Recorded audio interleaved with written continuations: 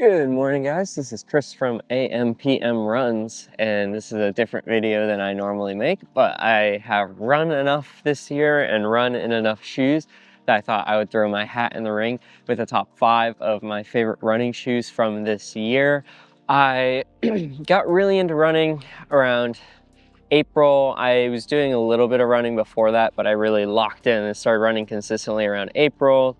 And then summer hit in Florida. It was way too hot, so I didn't really pick it back up again until August. So a lot of these shoes have like 50 to 100 miles on them. I haven't super durability tested any of them to like the 300-mile range to tell you how they would be long term, but a lot of them are going to be the enjoyment and feel that I've gotten within the first 50 to 100 miles or so. I have run in a lot of shoes this year.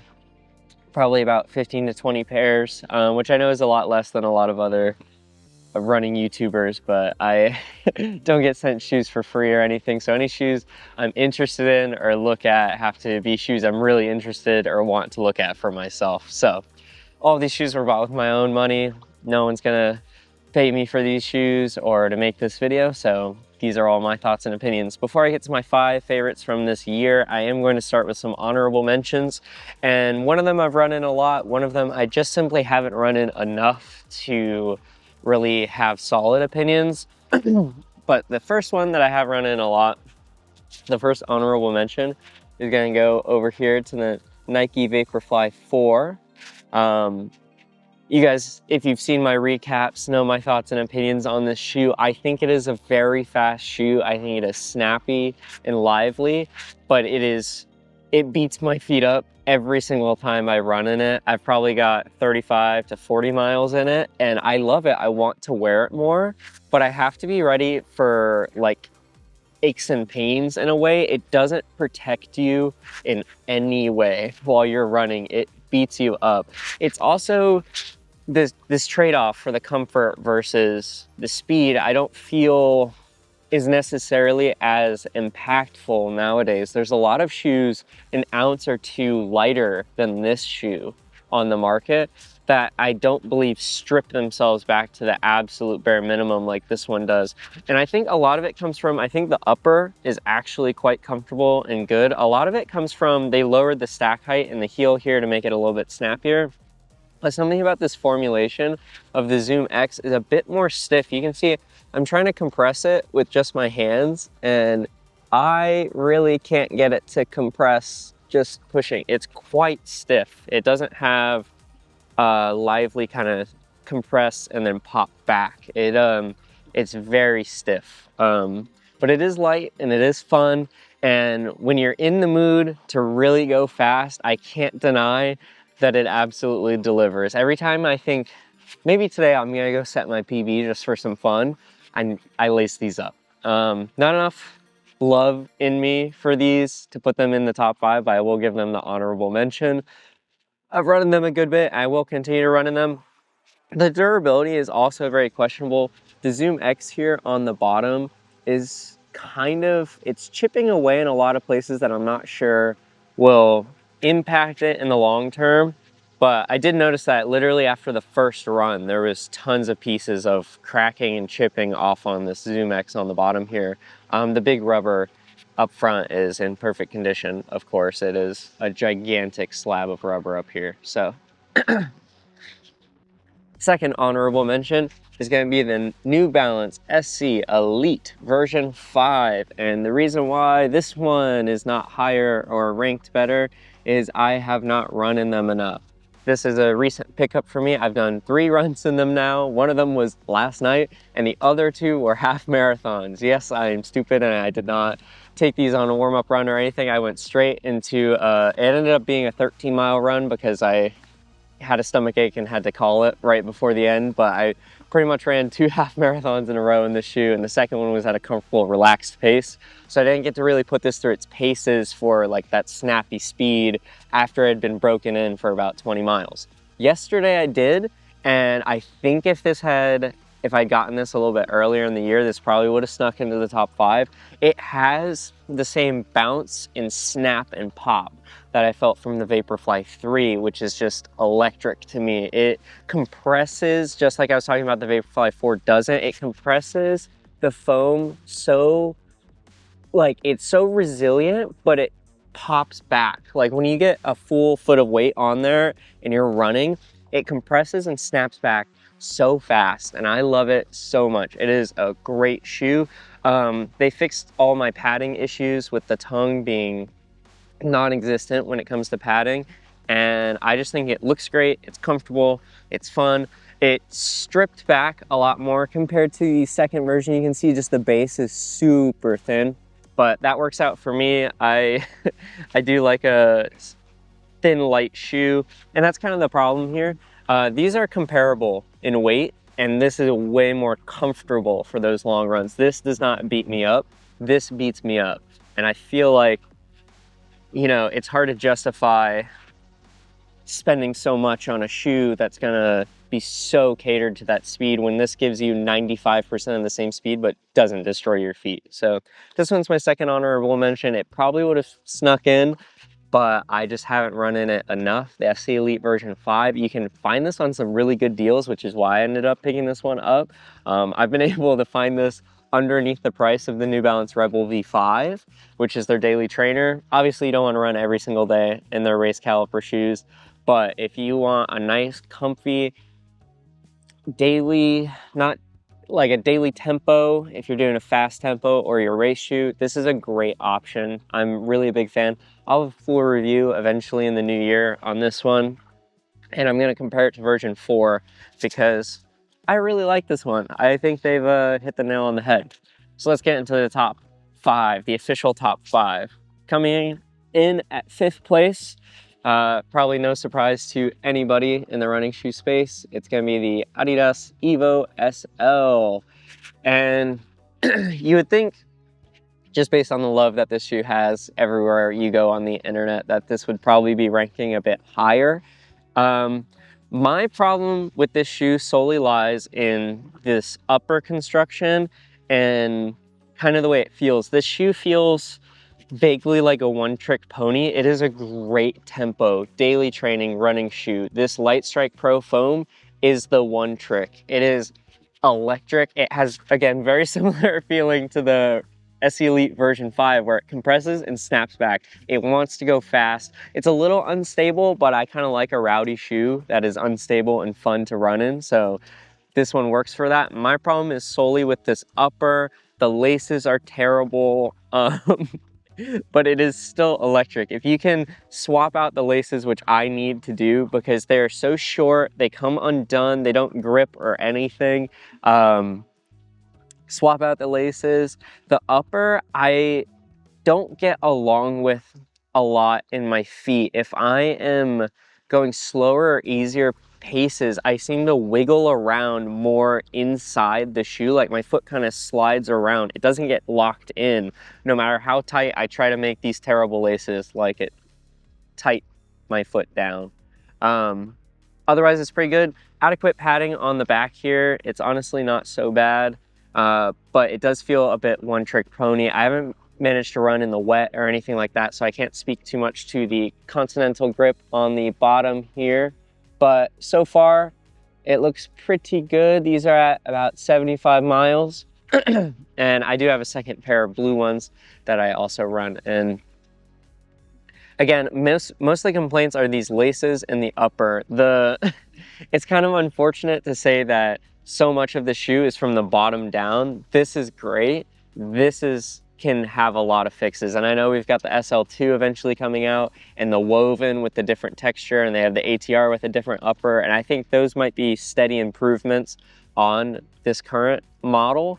But as it is, the Evo SL comes in at number 5, and it's simply just because the quality of the top does not match the bottom here. So that's how I feel. I'm gonna leave these at number 5 for 2025.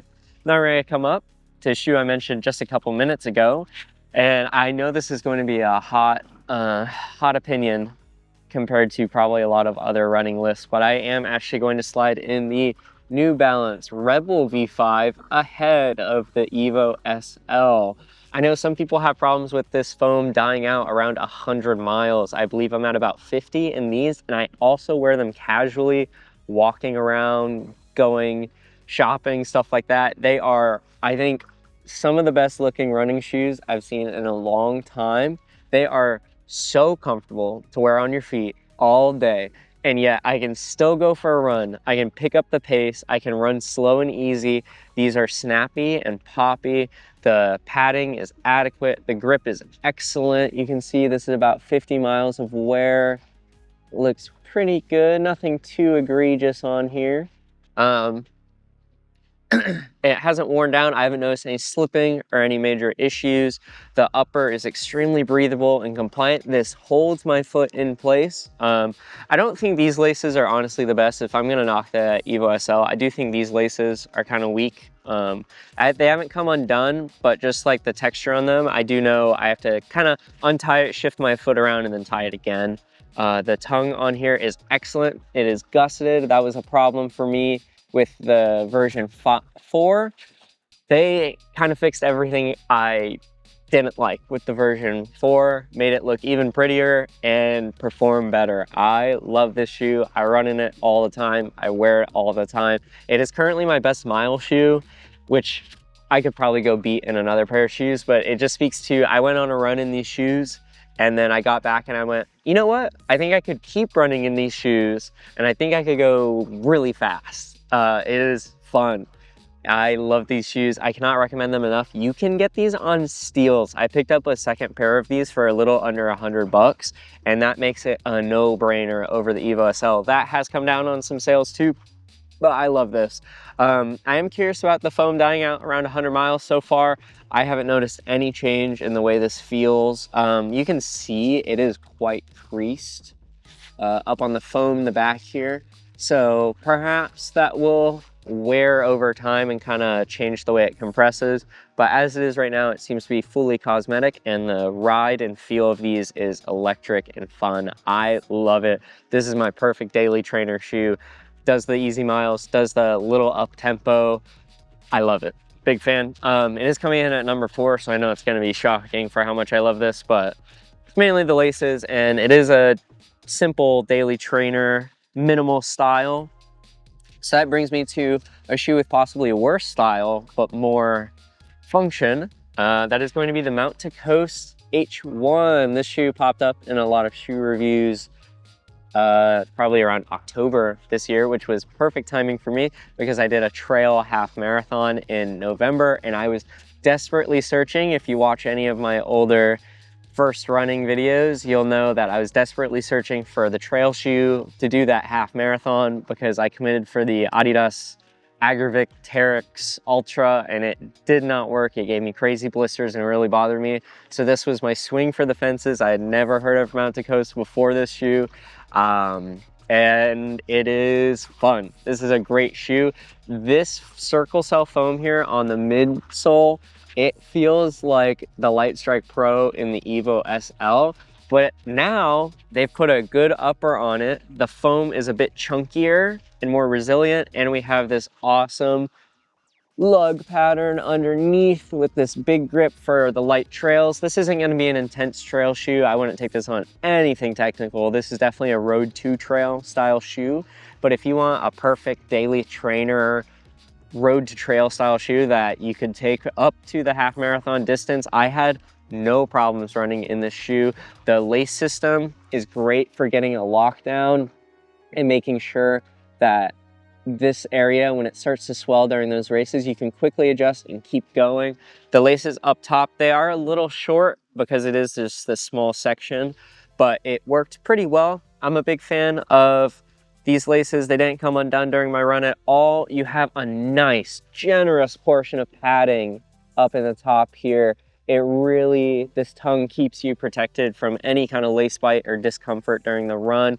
You can see the actual padding in here is nice and thick all the way around, and it's managed to still come in. I believe it's a little over 9 ounces. I remember when I did my recap video, I said it was like 8 ounces, and then I looked it up and it was definitely not. It was like 9 ounces, but it feels light in hand. You don't notice it on your feet, and it is fun. I have logged over 50 miles on these. I've done multiple 10+ mile runs. I did that half marathon race.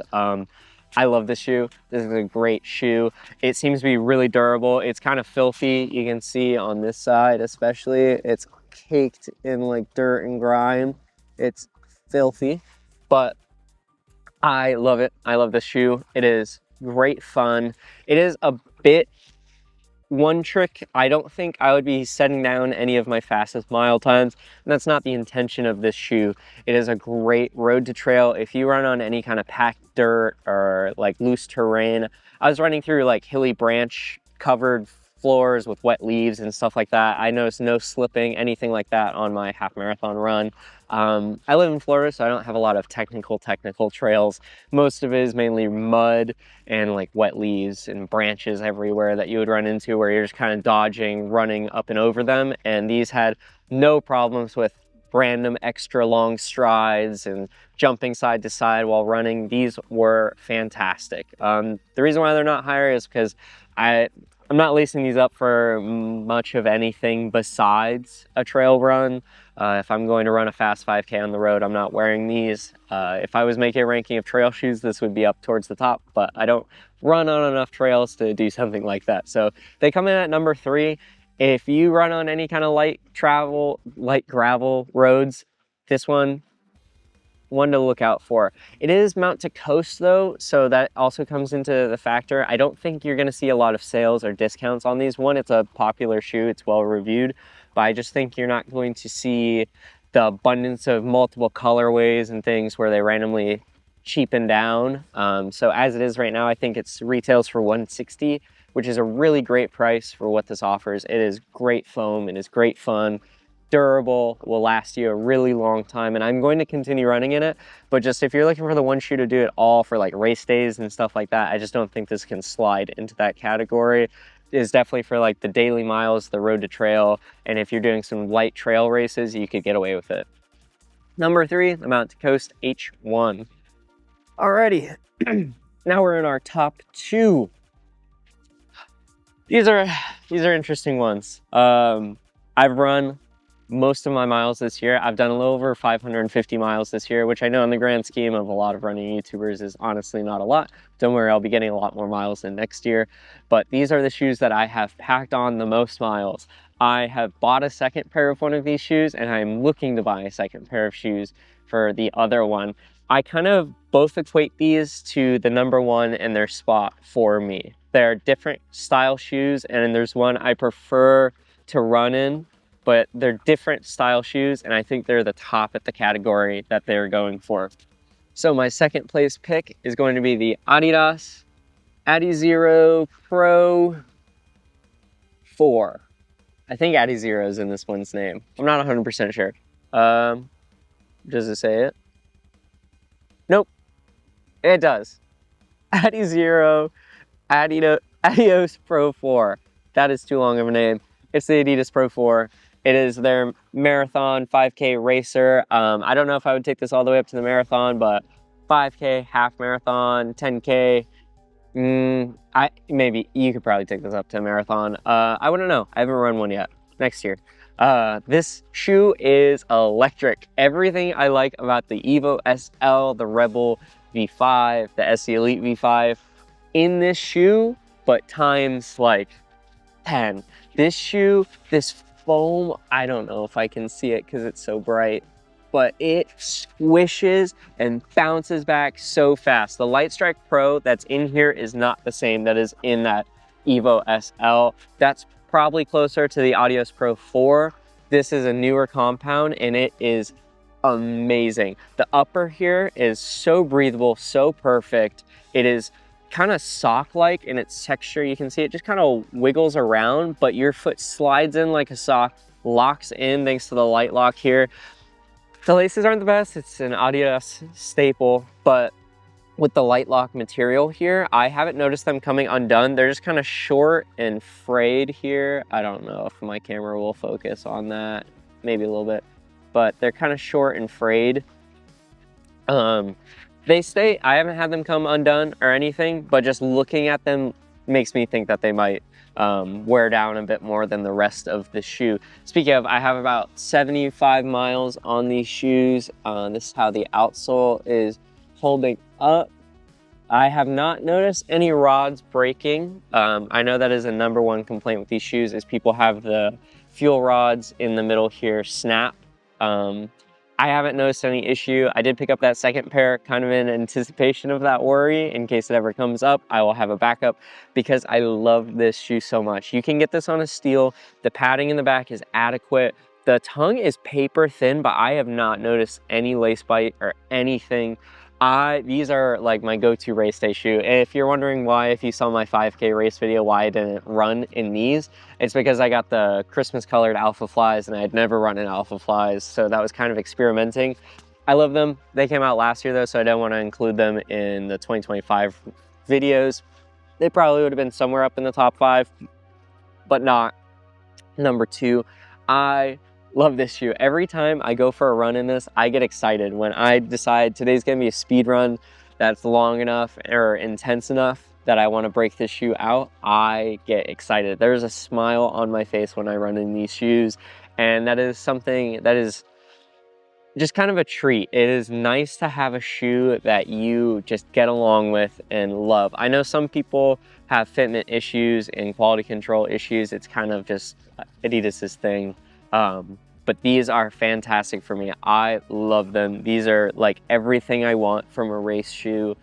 Yeah, no notes. The only problem would be like the durability of the fuel rods. If that really is a problem that continues to keep breaking for people, they probably got to figure something else out. But this foam configuration, the intense rocker here that keeps you up on your toes as it goes up, it just propels you forward every step of the way, and every step is just this cushion squish. I've had no issues with traction, no issues with durability. The foam is all wrinkly and scrunched up, but the upper looks like it's brand new.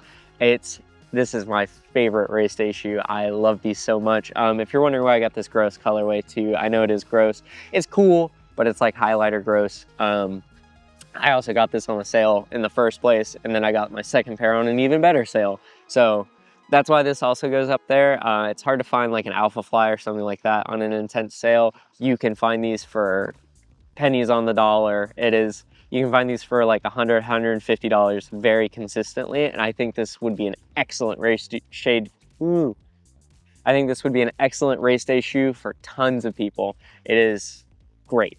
Love this shoe. The Adios Pro 4. This is #2 on my list for shoes of the year.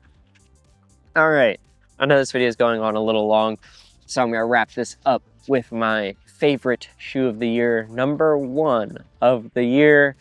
Again, different category than the other one. It is going to be the Nike Vomero Plus. Everything I said I loved about the Adios Pro 4 of just being in love with every single part of this shoe. This is the recovery run shoe version of the Adios Pro 4. I know that makes no sense, but I just mean it is perfect for my foot. If you've seen any of my other videos, you know I don't like the Pegasus Plus. I don't really get along with the Vaporfly 4. I do like the Vaporfly 3 and the Alpha Fly 3. I get along with those, but they're not really in my top ranking compared to any of the other shoes I've shown you today. This is a slam dunk, knock out of the park shoe from Nike. I love this shoe. The upper is so plush and padded. I mean, you can see it in there. Every single bit that your foot touches is covered in padding, but it's right around 10 ounces, I believe. And it doesn't feel like that. It does everything you want it to from a recovery shoe. I've worn this casually for like 20,000 step day, walking around a theme park over here in Orlando, no problems. I've run with this shoe 10+ miles consistently. I believe I have 110 miles on these shoes. They are my longest mile shoe for the time being. You can see the outsole here is holding up pretty good. You can see there's a bit of flatline rubber here.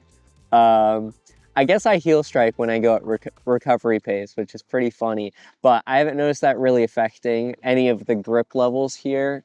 It's just something to note. This is about 110 miles and it's flat right here compared to the rest. But again, the rest is in perfect condition. So if I just ran with a little bit better form during my recovery runs, might be less of an issue.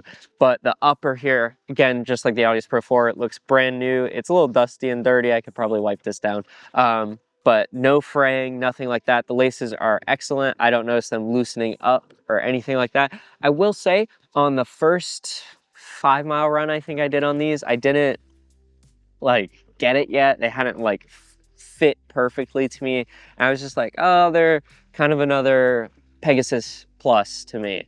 But man, something around like the 10-mile mark of breaking these in, it does everything. If you want to take it nice and easy and slow, it cushions you, it wraps you up, and it keeps you going nice and slow, comfortably. Saves the legs after a long run. You will love them. If you decide on that recovery run, I want to pick it up just a little bit, the Zoom X that is in here is electric. It's like the exact opposite of what's ever in the Vaporfly 4.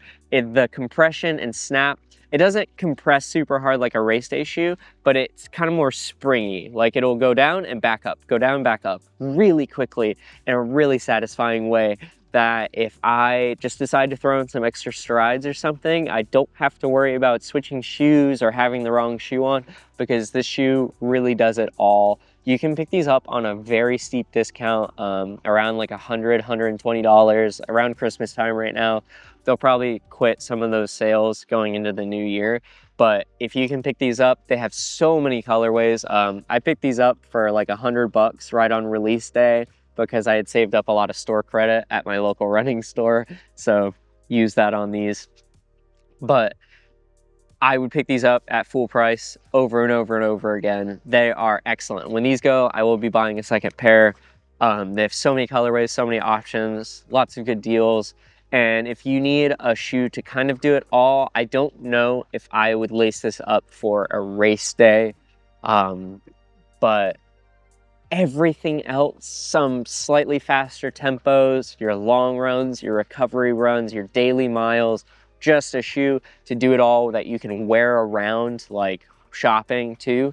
This shoe does it all, does it in a great package. It looks cool. I think it's a great looking shoe. They have so many really cool colorways where like maybe this top part's white and this is orange. It's a great silhouette that they have honed in and perfected for this Vomero Plus. Sorry, not the Pegasus Plus. Never mentioning that in the same breath. I hate that shoe. But this one, Nike knocked it out of the park. This is my favorite shoe of the year. I will continue putting on hundreds of miles in the new year.